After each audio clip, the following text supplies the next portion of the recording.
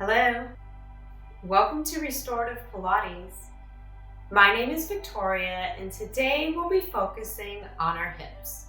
We're going to go through a Clams series, which is great for strengthening, stabilizing, and mobilizing your hips. So here we are getting into a comfortable position on our side. You might want to get a couple of pillows and think about resistance. This is a 3-pound weight, which feels pretty good for me. Used to do it at a lower weight. I've tried it at 5 pounds and whew, that was a lot. You could also do a resistance band. And then of course you don't need to do any resistance at all. Just see where you're at, go from there, and then try to build up.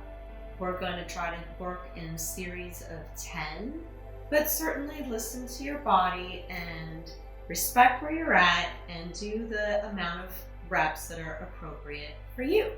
So we will start working our glute min and knee.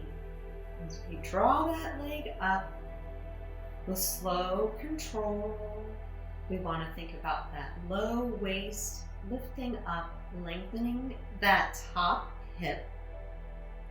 Thinking about the knee and foot being at the same line. And here we're really recruiting our core.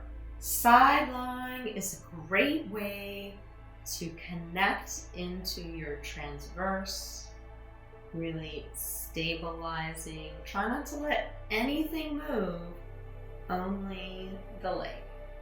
We'll go into some little circles. And with this movement, it is easy for some movement to happen in that top hip. Really try to think about making the range of motion a little bit smaller if you're not able to control that waist from moving. Of course, the top of the circle is really where the effort is. And then we're going to reverse. Inhaling as the leg goes back, and on the exhales we pull into the core. We're supporting ourselves at the most effortful part of the exercise, which is to the back and up and over.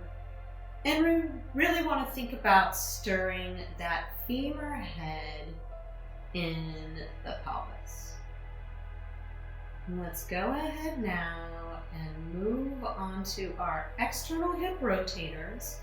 So bringing those heels back by the tailbone, and they pivot together as the toes open away from each other in that movement.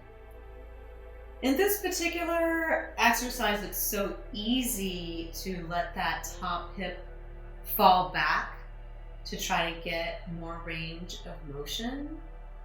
But really, we want to think about our form and keeping that top hip stacked over the bottom one. So if you don't go as far, that's okay. It's actually much deeper work if you can keep the pelvis nice and true. Okay, feeling that for sure. So here we are on the other side, thinking about that low waist lifting up, which really lengthens out that top hip. And here we come into the resistance, really thinking about the 90-degree angles between your torso and thigh, and then between the thigh and the lower leg. And you may feel that bottom leg is pretty tired because it was working, and now it's stabilizing you. So both legs working in different ways. And of course, really thinking about that core, pulling in. Try to think about the shoulders and neck are free and open. They don't really have to work right now. We really want to think about the hip, our leg alignment, and our abdominals.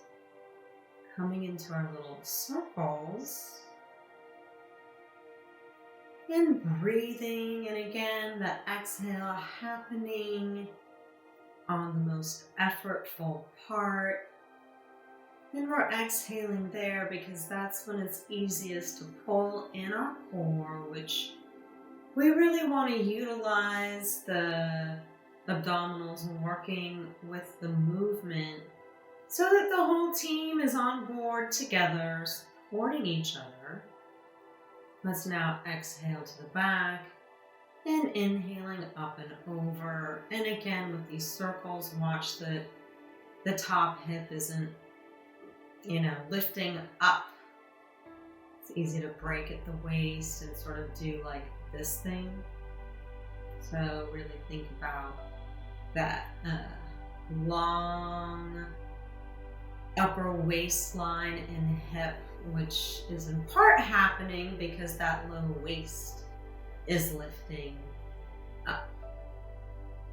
Let's come to our external rotation here.